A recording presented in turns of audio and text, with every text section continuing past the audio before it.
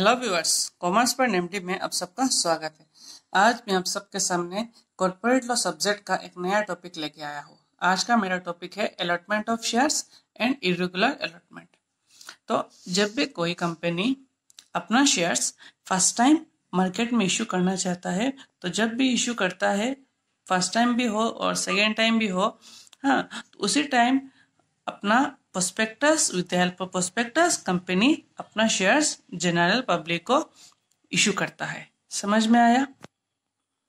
तो इन्वेस्टर्स को अगर उन प्रोस्पेक्टस देख के अगर उसको अच्छा लगा हो, तो वह क्या करता है, उस शेयर्स के लिए सब्सक्राइब करता है कि मैं लेने वाला हूँ आपका कंपनी का शेयर।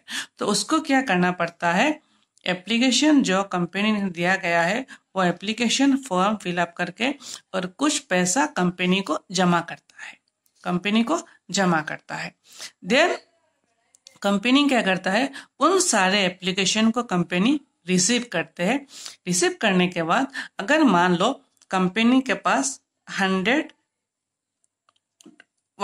एप्लीकेशन कंपनी ने रिसीव किया है और कंपनी के पास 500 शेयर्स है, तो जाहिर सी बात है कि कंपनी के पास अगर 500 शेयर्स होगा और कंपनी ने रिसीव किया 1000 शेयर्स, तो कंपनी को क्या करना है, 500 शेयर को ही अलॉट करना है और बाकी जो 500 शेयर्स है उसको क्या कर सकता है, कंपनी रिजेक्ट भी कर सकता है और प्रोरेटा अलॉटमेंट भी कर सकता है। समझ में आया? हाँ, तो अलॉटमेंट ऑफ शेयर्स का मतलब क्या है, जो 500 शेयर्स को कंपनी अपना ओनरशिप दे रहा है, अपना शेयर्स का पार्ट बना रहा है, कंपनी का पार्ट बना रहा है, उसको हम बोलते हैं allotment of shares. The allotment of shares is the creation and the issuing of new shares by a company and the act of appropriation of certain number of shares as a to applicants out of unappropriated shares of a company। तो उन लोगों को company अपना company का part बना रहा है, तो जब उस कंपनी अपने उन शेयर होल्डर्स को ओनरशिप देगा, हाँ, उस प्रोसेस का नाम है अलॉटमेंट ऑफ शेयर्स। समझ में आया? अलॉटमेंट ऑफ शेयर्स में giving the right to the share holders को अपना राइट देना, अपने कंपनी का शेयर्स को अलॉट करना, कंपनी को शेयर्स को देने का नाम क्या है, अलॉटमेंट ऑफ शेयर्स। तो अलॉटमेंट ऑफ शेयर्स का जनरल प्रिंसिपल्स क्या क्या है देख लेते हैं। अलॉटमेंट बाय प्रॉपर अथॉरिटी, जब भी कोई कंपनी अपना कोई भी शेयर्स अलॉट करना चाहता है, तो उसके लिए कंपनी को अपना proper authority with the help of proper authority, हाँ, सबके पास अथॉरिटी नहीं रहता है कि कंपनी का शेयर्स को अलॉट करना, तो अथॉरिटी किसके पास है, डायरेक्टर के पास है। तो डायरेक्टर्स का पास अथॉरिटी है कंपनी का शेयर्स को अलॉट करना, और किसी के पास भी परमिशन नहीं रहेगा। अगर परमिशन और किसी के पास है तो उसके लिए कंपनी का आर्टिकल में दिया रहेगा। समझ में आया? Next, with in the reasonable time. Suppose मान लो कंपनी ने एप्लीकेशन रिसीव किया आज, तो with in how many days company shares को अलॉट कर सकता है, हाँ, तो मैक्सिमम लिमिट है 6 मंथ। तो आज कंपनी ने सब एप्लीकेशन रिसीव कर लिया है, with in 6 month company shares को अलॉट करना है। एक्सेस एप्लीकेशन रिसीव कर लिया अगर, तो बाकी शेयर्स को रिजेक्ट करना है, तो विद इन 30 डेज कंपनी को पैसा देना है। समझ में आया?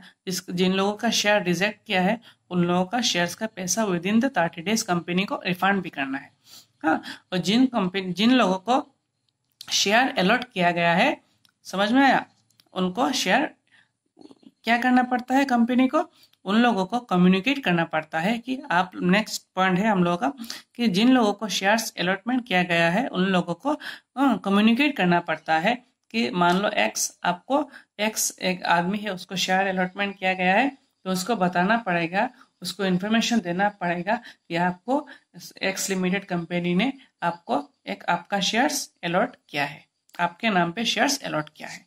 समझ में आया? अलॉटमेंट अगेंस्ट एप्लीकेशन ओनली, जो जिन लोगों का एप्लीकेशन कंपनी ने रिसीव किया है उन लोगों के बीच से कंपनी का शेयर्स अलॉट करना पड़ता है कंपनी को। आउटसाइड द एप्लीकेशन रिसीव्स, लोगों से कंपनी कोई भी आदमी को अपना शेयर्स का अलॉटमेंट नहीं कर सकता है, जितना भी एप्लीकेशन रिसीव किया है उन लोगों के अंदर कंपनी अपना शेयर्स का अलॉटमेंट करना पड़ता है। समझ में आया? नेक्स्ट देखते हैं इरेगुलर एलिमेंट। इरेगुलर एलिमेंट ऐसा काम अलॉटमेंट है जो अलॉटमेंट कंपनी का खिलाफ जाता है according to section 39 and section 40 of the companies act and SEBI guidelines. Irregular allotment जो अलॉटमेंट है जो कंपनी को section 39 and section 49 and SEBI guidelines को फॉलो नहीं करके अलॉटमेंट किया जाता है, उन अलॉटमेंट को इरेगुलर अलॉटमेंट कहा जाता है। Irregular allotments are those allotment made by the company which violates the company's act and SEBI guidelines। समझ में आया? उसको हम इरेगुलर अलॉटमेंट कहते हैं। तो इन फॉलोइंग केसेस में कंपनी इरेगुलर अलॉटमेंट करता है। समझ में देख सकते हैं आप, जैसे कि first point, allotment made without receiving the maximum subscription as stated in the prospectus। मान लो कंपनी का प्रोस्पेक्टस में 100 शेयर्स दिया गया है कि कंपनी 100 शेयर इशू कर रहा है, तो मिनिमम सब्सक्रिप्शन 90% होना चाहिए। विदाउट 90%, जब तक कंपनी का सब्सक्रिप्शन नहीं होगा, 90% शेयर्स का अप्लाई लोगों ने नहीं करेंगे, कंपनी अलॉटमेंट नहीं कर सकता है। अगर इस रूल का वायलेट करता है, उन केस को हम बोल सकते हैं इरेगुलर अलॉटमेंट। समझ में आया? Next, if allotment is made without receiving at least 5% of normal value of application money. अगर कंपनी अलॉटमेंट कर रहा है, एप्लीकेशन के मनी पैसा रिसीव नहीं, अभी तक नहीं रिसीव किया है और अलॉटमेंट करना स्टार्ट कर दिया है, ऐसा करने से इरेगुलर अलॉटमेंट कहा जाता है। ये कंपनी का रूल में नहीं है, कंपनी एक्ट का रूल में नहीं है।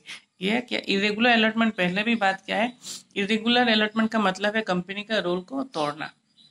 समझ में आया?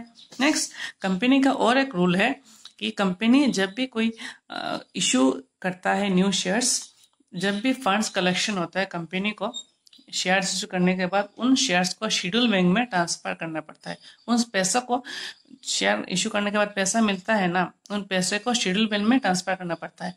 अगर कंपनी इशू करने के बाद शेड्यूल बैंक में ट्रांसफर नहीं करता है पैसा, उन केस को हम इरेगुलर अलॉटमेंट कहते हैं। नेक्स्ट, कंपनी का और एक काम होता है, जब भी कोई कंपनी अपने शेयर इशू करेगा तो जाहिर सी बात है प्रोस्पेक्टस भी इशू करता है। उसी प्रोस्पेक्टस को कंपनी को अपना रजिस्टर्ड ऑफिस में सबमिट करना पड़ता है। अगर कंपनी रजिस्टर्ड ऑफिस में प्रोस्पेक्टस नहीं सबमिट करता है और कंपनी का शेयर्स को अलॉटमेंट करता है, उसी अलॉटमेंट को हम इरेगुलर अलॉटमेंट कहते हैं। समझ में आया? तो कंपनी को क्या करना था, अपने प्रोस्पेक्टस को रजिस्टर्ड ऑफिस में सबमिट करना था। तो कंपनी अगर नहीं करता है तो उसी केस को हम इरेगुलर अलॉटमेंट कहते हैं। उसी अलॉटमेंट को हम भी इरेगुलर अलॉटमेंट कहते हैं। समझ में आया? और भी बहुत सारा है, तो एग्जाम में ये पॉइंट्स काफी है आपके लिए। समझ में आया स्टूडेंट्स?